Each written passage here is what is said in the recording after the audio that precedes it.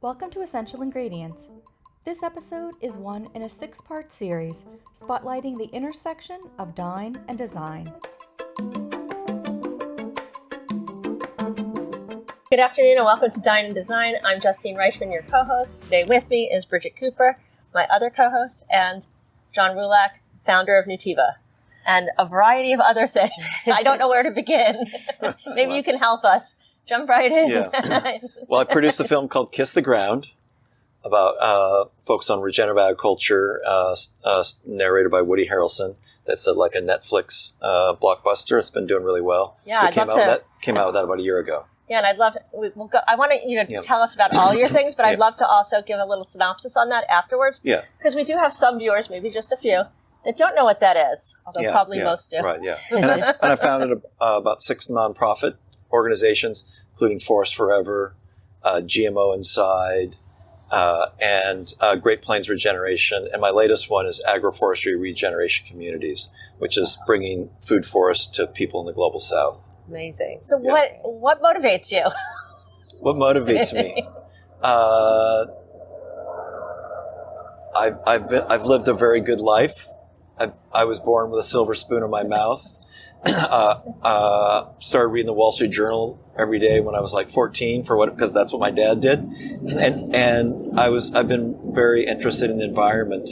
The two things that have really, the two like seminal events that really drove me is they dumped nuclear waste when I was 21, 9 miles from my house. Wow. By unidentified truck driver when I was living in Los Angeles, Altadena, Los Angeles area.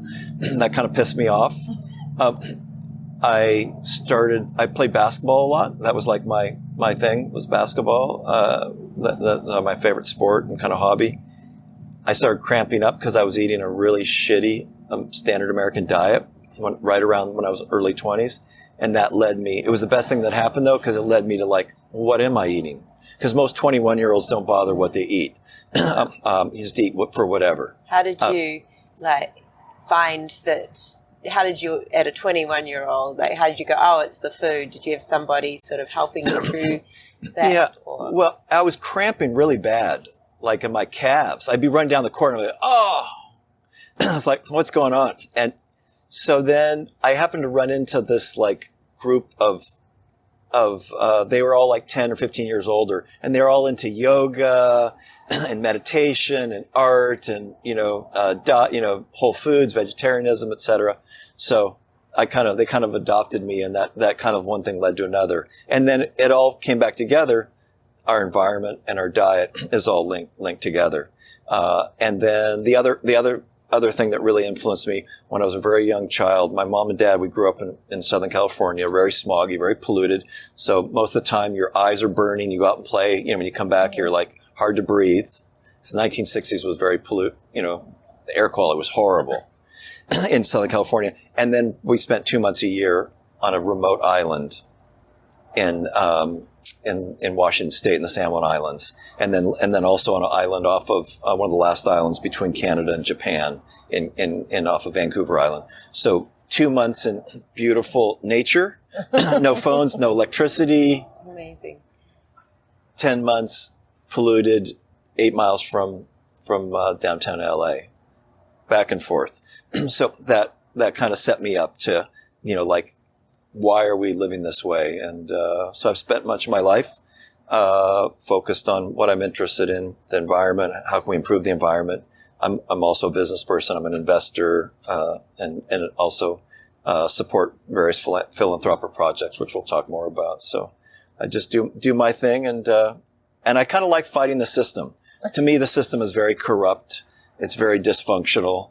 I think in general, Americans are very naive people.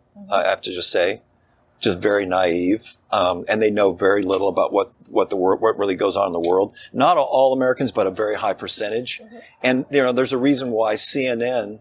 When you go to other countries, they have CNN International. They have programs on people all over the world. You can see what's going on in Iran, all different countries. And in America, they don't serve. We have 450 cable channels, and you don't have CNN International. No. So there's a reason why to keep Americans not knowing what's going around the world, and diversity is a real strength. And the companies that I've ran, I've found when I have diverse people in the company, not just old white men, when I have women and when I have people of color on the team, we do a lot better.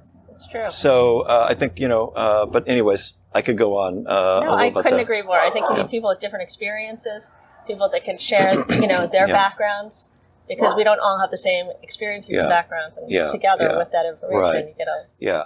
I'd say probably the most successful thing I did at Nutiva was having a very safe environment for women, especially, like Latino women or women of color, because in the other companies they came from, they were mistreated. And we had leadership training, and we wouldn't put up with any bullshit from men, like mistreating women at the company.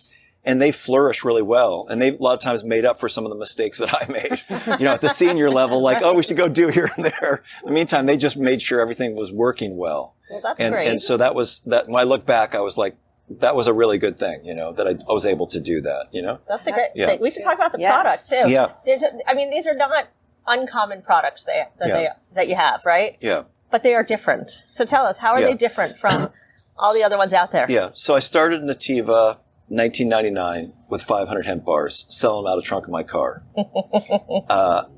At the time, they thought hemp was marijuana. Right, I remember that. Everybody, was convinced, and these pants right here, this is made from hemp. So hemp's a fiber, but it's also a seed crop. So we developed that, and then the government immediately started harassing myself and others in the industry because they didn't want hemp to do well, because they realized that people were lying. If they were lying about hemp, maybe they were lying also about the other parts of cannabis. Right. And they didn't want that to happen. And so we ended up suing the government because they said our hemp was the same category as heroin. So I was facing 10 to 15 years in jail in 2001, and they did it 10 days after 9/11. So it was like kind of scary times to be suing the Bush administration during the war on terror and everything, and we were kind of in the same category, kind of a scene. But we were able to win that case in 2004 with Dr. Bronner's and a bunch of people in the hemp industry, and I was selling hemp, and then I decided to also offer other products. We offered coconut oil, so we offered virgin coconut oil, and most people thought coconut oil was really bad. Like it's solid fat, right. But much of the world, uses coconut and then palm. And so we source our coconut from the Philippines and planted over 100,000 coconut seedlings we gave to our farmers there. And then just added innovative new products. And this is one of them, was the red palm oil. It comes from Ecuador. It's smaller farmers, certified organic. But a lot of people think that palm is really bad because they destroy a lot of forests in the Southeast Asia. But palm is a traditional, West African tree crop. Plants are not bad. Soy is not a bad plant.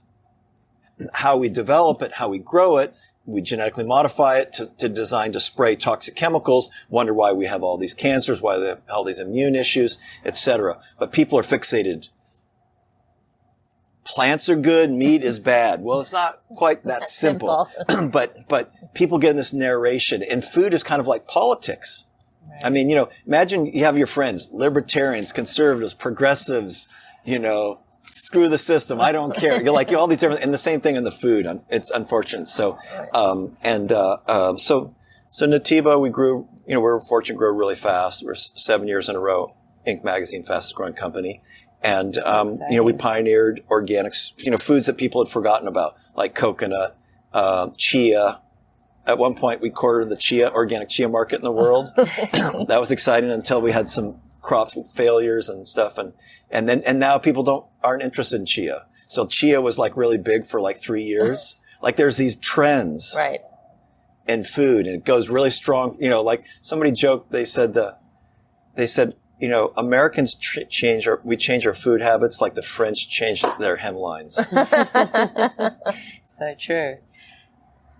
That is. Yeah. So now where are you with all these products now? What's sitting on the shelves? Yeah.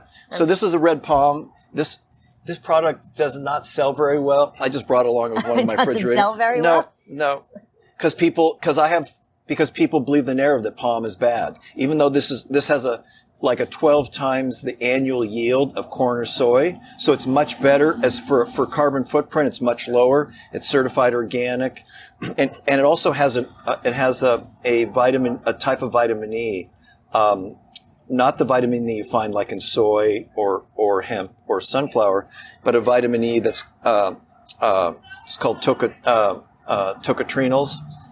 It's 60 times more powerful antioxidant than regular vitamin E. Very nutritious. It boosts your immune system. Wow. And it's also orange. I mean, have you ever seen oil? Look at this color. It doesn't. I'm not sure that it looks appetizing. No, that's true. It's true. like and we actually it's funny. We actually have this is part of the COVID supply chain. We actually put it in a brown, opaque container, so you don't see it. But we lost that supply chain because of you can't get packaging because of the COVID disruption, which was caused partly because we don't do early treatment in the United States. People are deficient in vitamin D. They have a bad immune system. That's why one of the reasons why our health has been so compromised is, so it's disrupted our whole supply chain, especially in the United States. But has sales gone down as a result? I think it's always been, it's not really, to be truthful, I really don't know. I'm no longer the CEO. Okay, I stepped down 4 years ago. Oh, okay. So my friends, been the CEO and, it's like Nutiva's like my 22-year-old or 23-year-old. Like it does its own thing now. It's okay. Well, that being said, one thing that I was really intrigued by was the fact that you guys you're such a mission-driven company. So this company not only does it make great products, it also gives back to the environment. Right. And it does so many good things. I'd love you to talk a little bit about that. Right. Well, our like why, what's the why? There's a well-known business consultant, I think Simon, I'm trying to remember his last name, talks about that. What's the why? Like Stephen Jobs says, I'm going to sell you a computer with 64K RAM, and it does this, no, he says, I'm going to give you a tool that's going to allow you to do all sorts of amazing things in your life, and you're just going to live better. Mm-hmm. So like, what's the why? So the why for us is revolutionizing the way the world eats. So the way we do that is with organic, with fair trade, and the way we do the formulations. And then also, like, we give back, like for instance, we planted 100,000 coconut seedlings with our farmers in the Philippines. When we came, to, Richmond, California, where we used to be in Southern California, we moved to the Bay Area to a 140,000 square foot building, which was like amazing. Like when I looked, I said, like, how are we going to build this out? Like it was definitely challenging. And somebody who had been like selling out of the trunk of his car, like 5 years before that. We planted a food forest at every school in the city of Richmond. That's amazing. That's amazing. Yeah, and we did a bunch of different things. We funded GMO campaigns, and we funded a big GMO Inside campaign, which kind of had its thing. And like I founded it in 2000, right like the end of 2012, 13 and 14. It was about 2.5 years, and we essentially put a spotlight on the largest food companies, what they're doing around GMOs. So we picked the biggest target was Cheerios. So we declared war on Cheerios. And so we took their Cheerios little graphic of their little icon of their grain and their cereal, and we spelled out GMOs. Wow. So cool. And the irony was they had just launched a major campaign that says, tell us what you love about Cheerios. So we took that graphic and said, we love the GMOs. And the CEO says, the CEO was like, he had just contributed $2 million to the campaign to defeat GMO labeling. So that's why we decided to pick on him. So it's kind of like, it's kind of like an Aikido move. Pick one and then use the momentum. So we just used all the momentum of people being pissed at General Mills for that. and then we put up like 100,000 comments on their social media wall, or 40,000. I can't remember. It was a lot.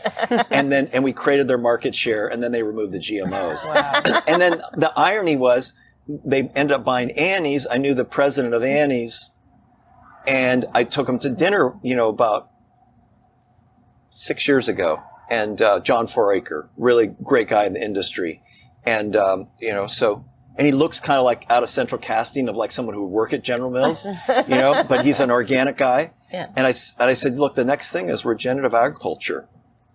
This is going to be the next wave of how we're going to change how we grow food.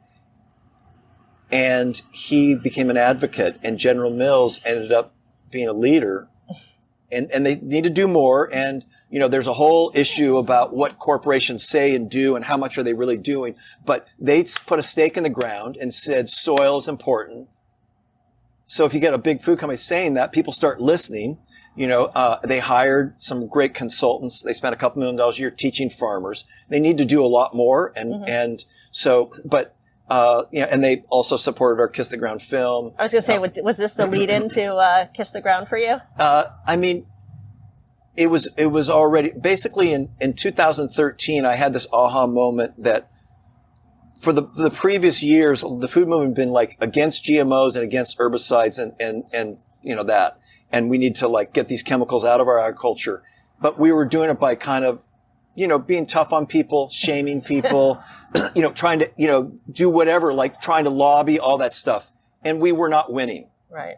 We tried to do the ballot box, we're there, tried to go to Congress, lost there, lose, and maybe people changing their lifestyle a little to not buy GMOs. So I finally said, well, what if we could just get people to focus on soil health? How about if we could do this instead of like saying, don't do that, do this. And if the world can shift our focus on around soil health, then you don't need so many chemicals because the less chemicals you use, the soil can get healthier.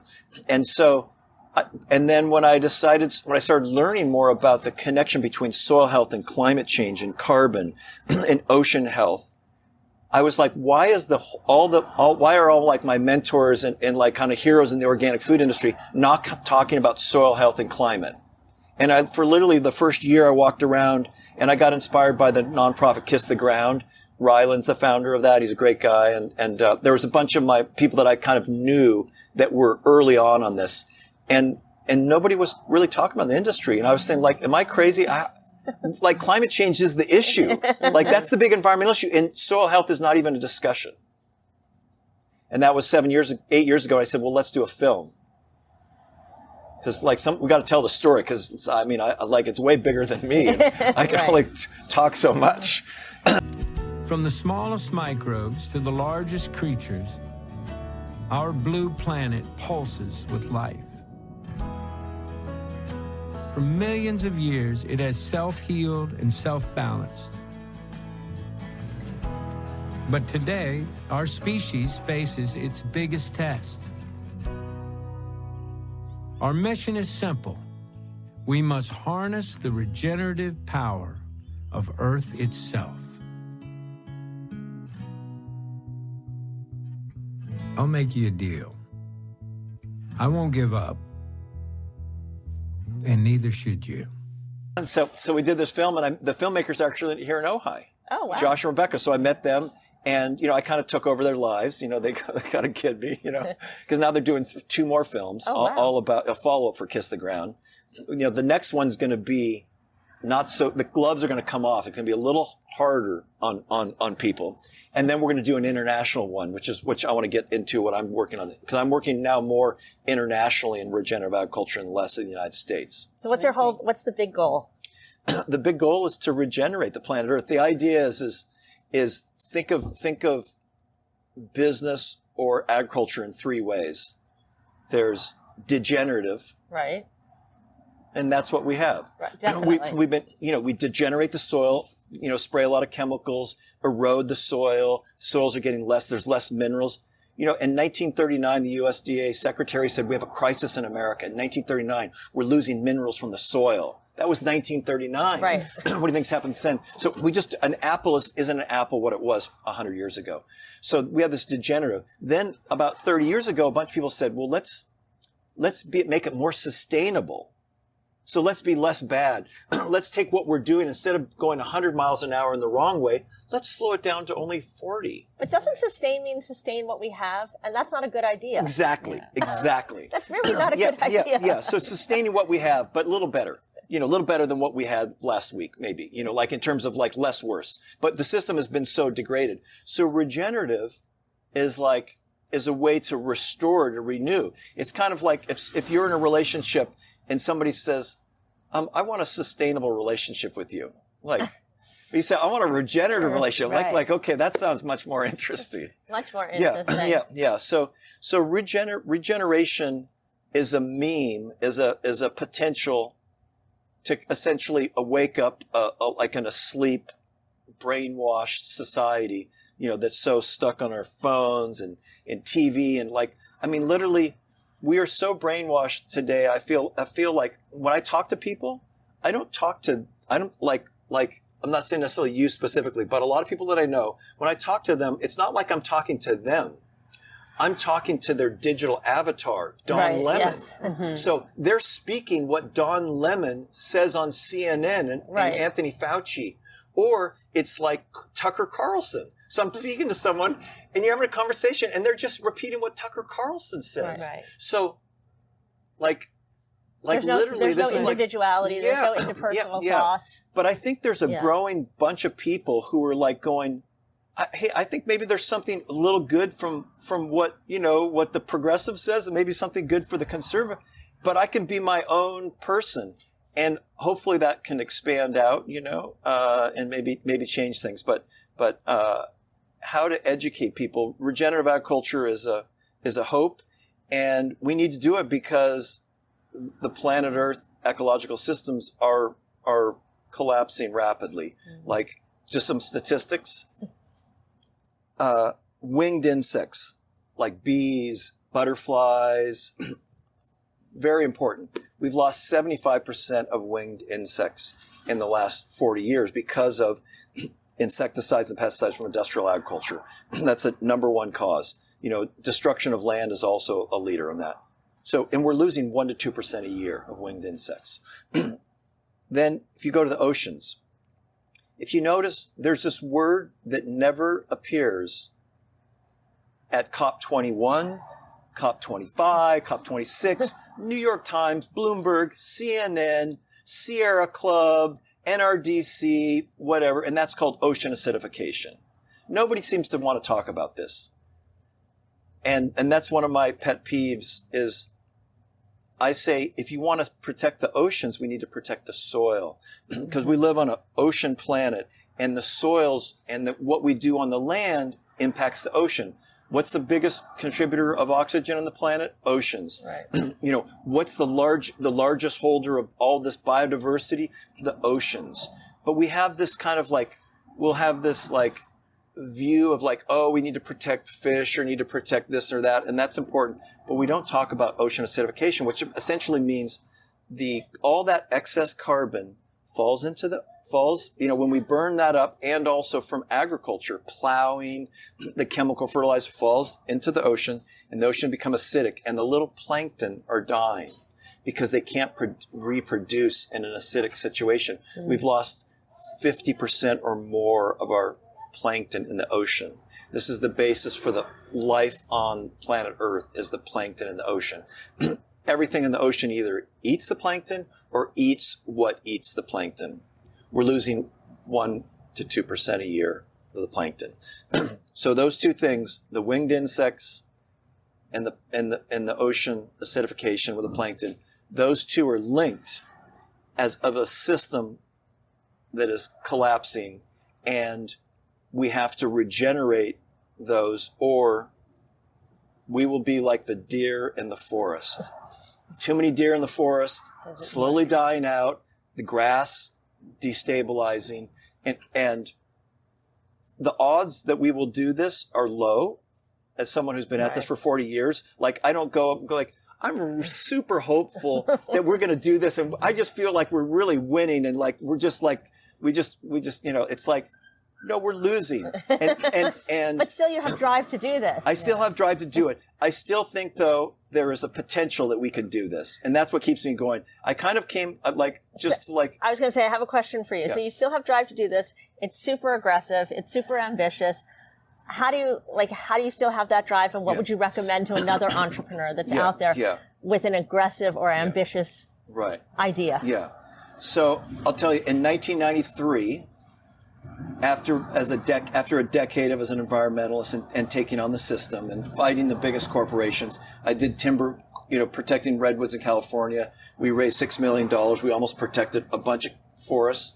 And we lost, they raised 50 million, and I was devastated. And after a series of losses and some wins, but mostly losses, I basically intellectually got to the point where I felt like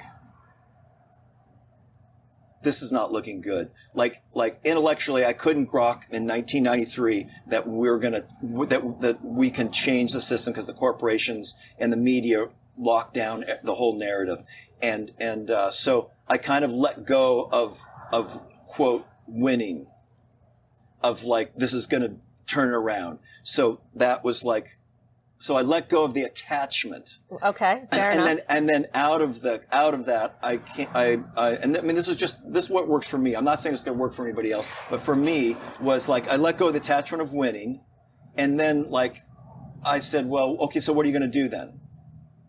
I'm going to keep doing what I'm going to do. It's like in a soldier in battle sometimes, not that we you win sometimes some, you lose some? Yeah, you just keep going. So, and I feel also that maybe there's something that's going on this planet that that we can't intellectually or emotionally understand. There's maybe something else going on, and that maybe something will change.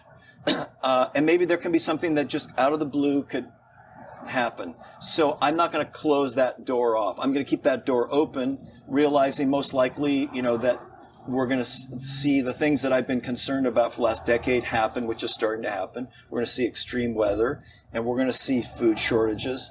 But we have the potential, if we wanted to, we could regenerate the planet and grow lots of surplus food, create lots of jobs. We can create better economic opportunities, and people, and so that I'm focusing now more in my some projects, agroforestry projects. Maybe we can talk about that a little. I like that. Now I kind of gave you a little Well, no, I also think it starts with one person, and it starts with efforts here, right? If we make a little effort here, if we don't make any effort, nothing happens. Yeah. So that's my philosophy, at least. How do you educate? What's your plan for the education side of you're saying it's little by little, but how do people change behaviors?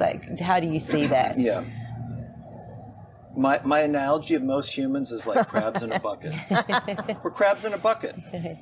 Even the people who are on the same team, who are on Team Regeneration, we just there's all sorts of fights and egos. We don't really even work well together. The people who already know the situation, we have the skills for it, and we don't work that well together. Literally. Right. If we can't do that, how are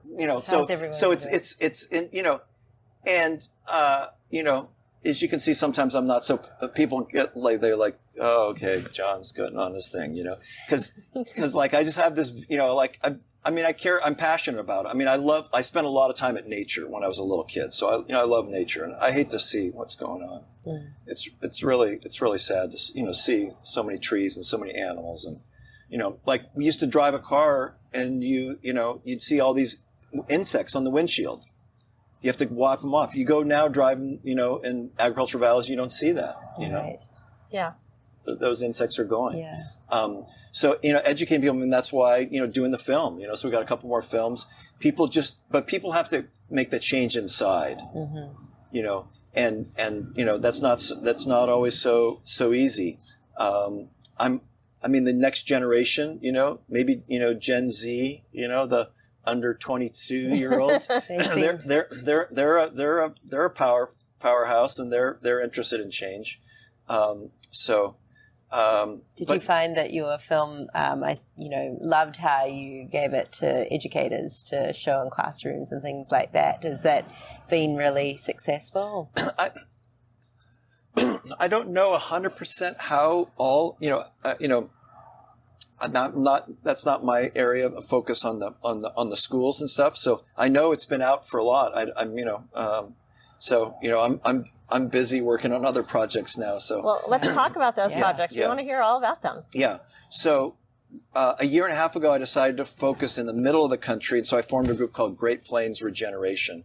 And there's a lot of regenerative advocates and allies in like Nebraska, in Kansas, in Oklahoma. So we created a campaign around that, to educate people and to network with the farmers and ranchers.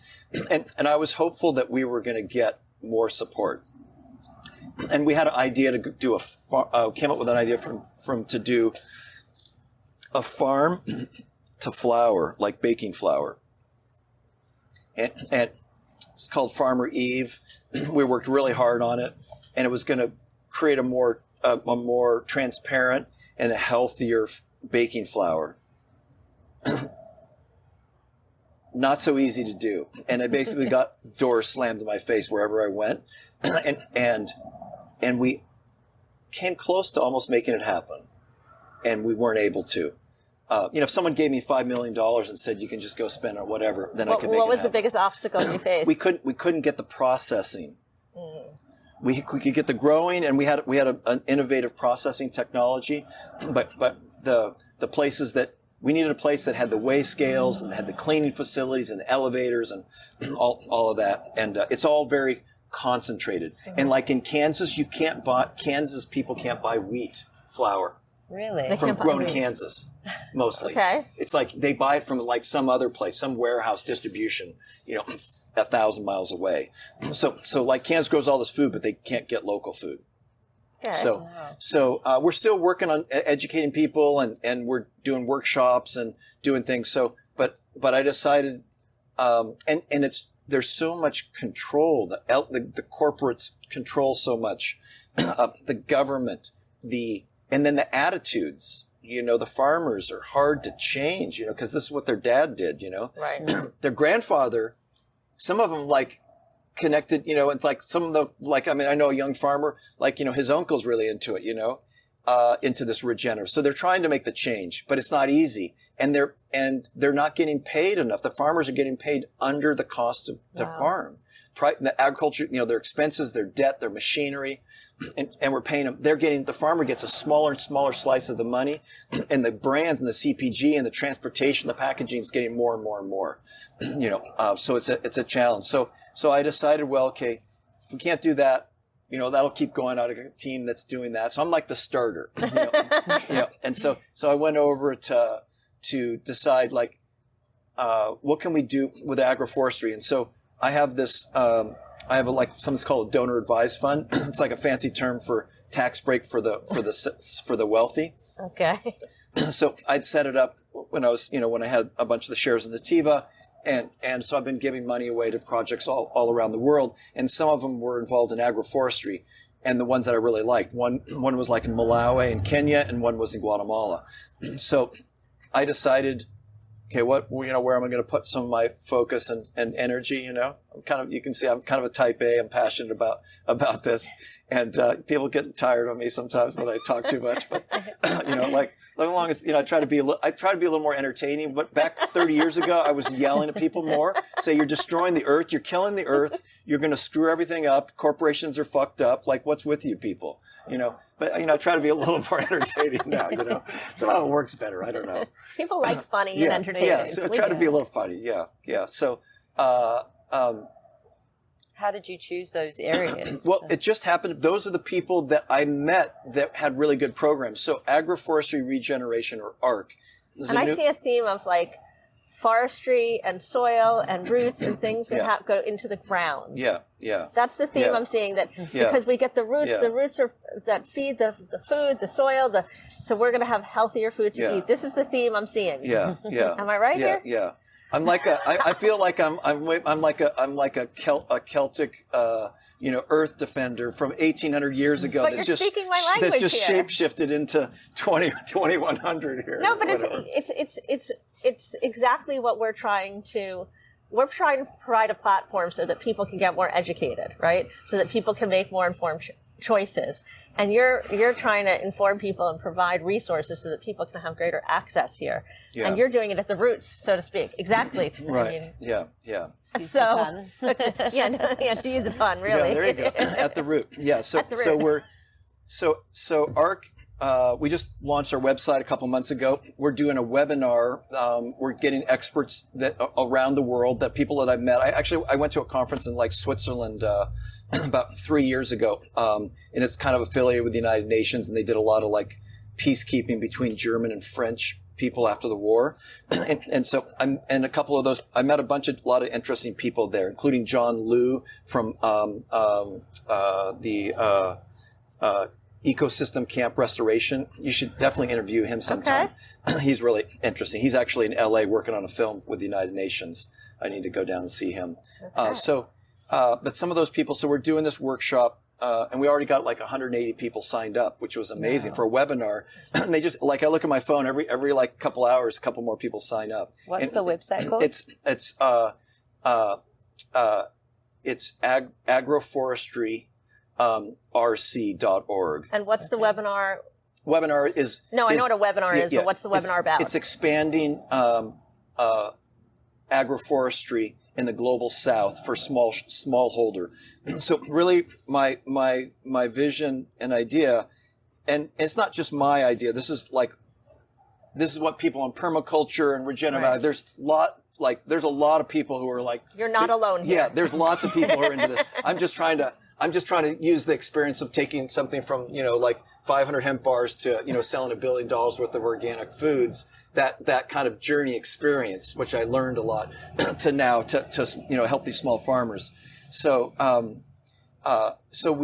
we're doing this workshop, teaching people, and I already had 8 people from the United States USAID sign up, which is great. Yeah. And different people doing this. So the idea is we help these communities. So we have a project, for instance, in Malawi, and it's called Permaculture Paradise. And it's one of these projects I've been supporting for a while. So we find the people who are doing it right on the ground, that have good community programs, that know about plants, and whether they come. We have some people are really interested in permaculture. Other people are really interested in syntropic agriculture. Other people are doing agroforestry. There's just, that are based on contour line. Each one has their own flavor. And it's interesting to hear their dynamic. And sometimes they're they may not necessarily agree with each other, but they're in a whole different context, in a whole different continent, but they have similarities. And we bring them together and have discussions, and they give updates and stuff. So, but the project in Malawi, we teach smart farmers. Most farmers there grow maize or corn. It's the same crop, and those farmers, just like their small farmers growing maize there, they do the same thing in Guatemala. And so whether you're in Malawi or Guatemala, they're growing the same thing. Right. And they use chemical fertilizers, which is one of the most, destructive things in the entire world, which no one knows about because there's too much money to be made in industrial ag. Nobody wants to know that chemical fertilizers is what drives Impossible Burger or Beyond Meat. Right. All these plant-based companies, and Beyond Meat is better than Impossible Burger. If you have to choose one, I definitely recommend Beyond Meat, and maybe we can get them to move towards regenerative. But that's a whole nother. Are you working thing. on that too?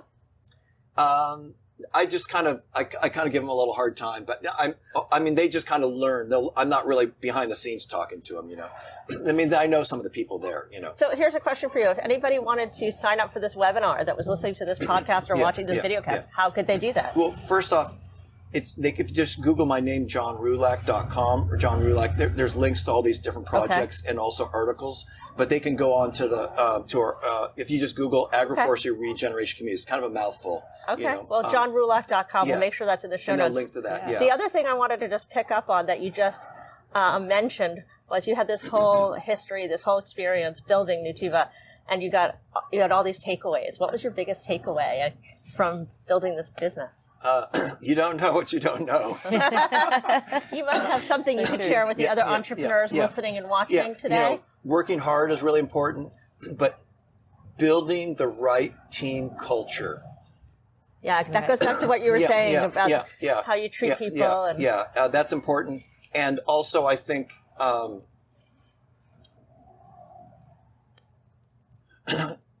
try to get people who are smarter than you and or do things that you don't like. Don't try not to focus on the things you don't like doing. But when you're growing fast, you end up doing that sometimes. You know. So. But I wanted to go back on the agroforestry just a little. Okay. So that Project Malawi is doing really well. So we're teaching farmers how to, instead of just having maize, that they can have fruit trees. Like we take the outdoor showers, we put bananas and papayas. And when they take a shower, it's just naturally watered. And now all of a sudden they have the fruit. So clever. That's a great design. I have to let my designer know about that for my shower. Yeah, exactly. And we're introducing, we're planting trees that then the leaves from the trees can feed the rabbits. So they're growing a lot of rabbits at some of the farms, and just teaching, through permaculture, all the abundance of foods. And then we also have a project in Kenya on a remote island. And we're doing workshops also in Uganda and Tanzania. And then in Guatemala's Contour Lines is one of the other projects, and they're doing very well. I was actually just on talk with one of the original employees at Google, and they have a program called Earthshot Labs. And they are essentially digitizing the information on how agroforestry and tree planting can connect up to the cloud, and to be able to show how people can be part of the solution through carbon, through biodiversity. And so we were kind of exploring about our project. We have 1,000 families that we have food for us in Guatemala, and our goal is to do 100,000 in the next 5 years. And so Earthshot Labs is growing very fast. They raised like $7 million recently. And the big challenge is how do you organize from a small grassroots to a larger scale? The benefit is now these farmers, they don't need to come up here to the United States and be to flee their country. Now we've been working in the areas where it's more moist and better growing conditions. Now can we go to these areas where it's more drought, where there's less rainfall? And that's where the syntropic agriculture. So one of the people speaking at our webinar on January 25th will be talking about syntropic agriculture, and it takes much less water. So it's a design principle. Right. It's essentially, there's lots of good opportunities to make the world better. The question is, will we do it? Can you fund it? Can you get organized for it and outcompete? But the reality is, the shiny penny in today is let's do, everybody with electric cars. But we're now seeing we don't have enough rare minerals for all these electric cars. And then you have to, and there's a lot of electricity and pollution to make these. Now they're better than burning like a low mileage, car. I'm not saying electric cars aren't great. Right. I have a hybrid, and Elon Musk is amazing, but that's where it's getting all the attention. Or let's do a fake cellular meat that uses Monsanto as the basis for the supply chain. So we have millions of people all over the world who are all passionate, and literally there are so many people on LinkedIn. They're all like, yes, this is vegetarian, and we're going to do this, and we're going to create a whole new industry. I said, what's your supply chain? They said, oh, it's better than meat's evil. Meat is evil, and our supply. And so the fact that we're partnered with Monsanto and we're killing bees and butterflies and poisoning the oceans, but it's vegan, it's plant-based. This is the future, and it's like a madness. It is, but luckily there's a lot of vegetarians and vegans who are going, wait a second, hello, we need to partner with the regenerative agriculture people, and we can do both. We can have regenerative vegan, we can have regenerative. Well, I like your balanced way of thinking. Yes, and I think that's what we're gonna. We could go on talking about this forever. And I have so many things that I'd love to chat with you about, including how you balance running all these different companies, because I think we have a lot of other entrepreneurs that would love to know how you do that. Yeah. But we're not going to do that today. I'll give you a couple tips. One is what's really important is to do the plank, the yoga plank. If you can't go, plank. A lot of everybody can go yoga class. Doing the yoga plank is very important. It builds your core muscles so you don't get sore so much. And because you're working a lot and stressed. So that's important. And then being more in your body, like nature, spending time in nature is very important. So awesome. that's what I get part of that. Yeah. John, thank you so much for joining us. I really appreciate it. I can't wait to try this. Okay. I want to try this. Yeah, we'll all try this. Yeah. Thank you. To find out more about this episode of Essential Ingredients and access show notes, check out Next Gen Chef and choose podcast in the menu bar. If you like this episode, head to iTunes or Next Gen Chef's YouTube channel to subscribe. Learn more about Next Gen Chef, the platform that powers this podcast, by checking out our website or visit us on Instagram, Facebook, and LinkedIn at Next Gen Chef. You can also check out my Instagram at Justine_Reichman. If you have thoughts about this episode or future episode ideas, leave us a comment at Next Gen Chef's YouTube channel or drop an email at team@nextgenchef.com. Thanks for joining us.